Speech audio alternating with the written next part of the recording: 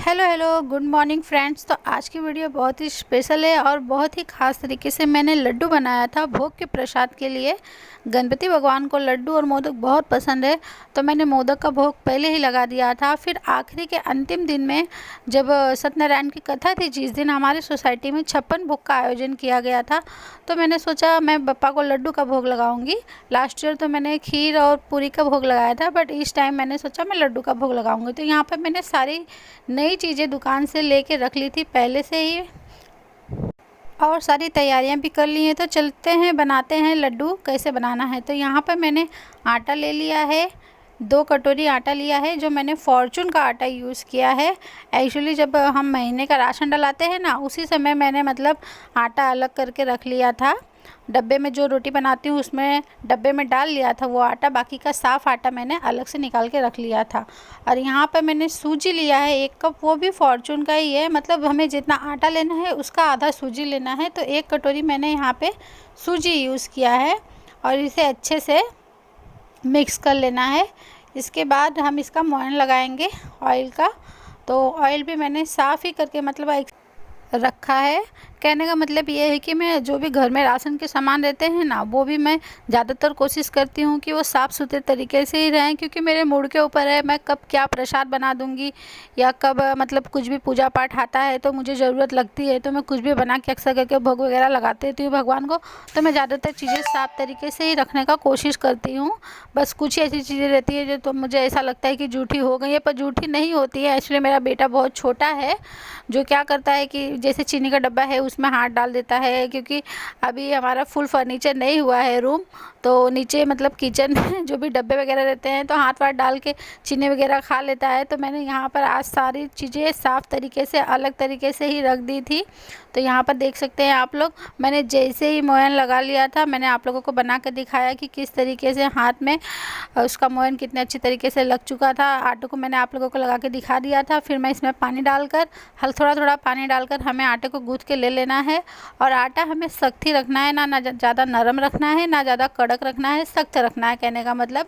और यहाँ पर मैं इसके लोइयाँ काट ले रही हूँ। जिस तरह से हम रोटियों बनाने के लिए लोइयाँ काटते हैं ना, बस उसी तरीके से लोइयाँ काट लेना है।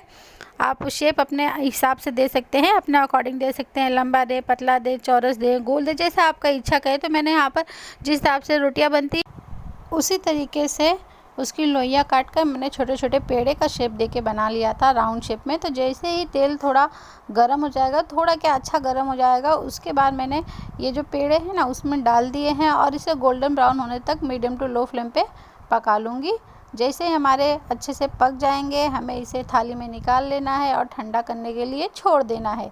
जैसे ही ठंडे हो जाएंगे, हमें इसे मिक्सर ग्राइंडर में ग्राइंड कर लेना है, ताकि ये पाउडर फॉर्म में आ सके और हम इसके लड्डू बहुत अच्छे बना सकते। तो यहाँ पर देख सकते हैं मेरे ठंडे हो गए थे, तो मैं इसे टुकड़ों में तोड़ ले रही हूँ छोटे छोटे, ताकि पीसने में हमें बहुत ही आसानी हो सके। अदरवाइज़ जो मिक्सर का ब्लेड रहता है वो भी टूटने का डर रहता है और अच्छे से ग्राइंड भी नहीं हो पाते, आधे खड़े रह जाएंगे और आधे पीस जाएंगे।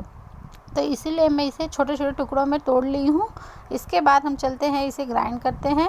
तो यहाँ पर मिक्सर जार में मैं इसे थोड़े थोड़े डाल लूँगी। इतने सारे मैंने 3 बार में ग्राइंड किए थे, क्योंकि अगर एक साथ डाल देती ना तो अच्छे से ग्राइंड नहीं हो पाते, ऊपर से खड़े खड़े रह जाते और नीचे से ग्राइंड हो जाते। तो इसीलिए मैंने थोड़ा थोड़ा करके इंस्टॉलमेंट में इसे ग्राइंड किया है। तो आप सब देख सकते हैं पाउडर फॉर्म में कितनी अच्छी तरीके से ग्राइंड हो गया है। तो मैंने थाली में निकाल लिया था। लास्ट में देखिए 3rd टाइम जब मैंने इसे ग्राइंड किया तो वो भी निकाल ले रही हूँ, और ठंडा करने के लिए मैंने इसे छोड़ दिया था, थोड़ा मुझे गर्म लग रहा था। तो यहाँ पर मैंने उसी कढ़ाई में 2 कटोरी चीनी ली थी, 3 नहीं 2.5 कटोरी ली होगी, क्योंकि मुझे लग रहा था शायद से कहीं चाशनी कम ना हो जाए।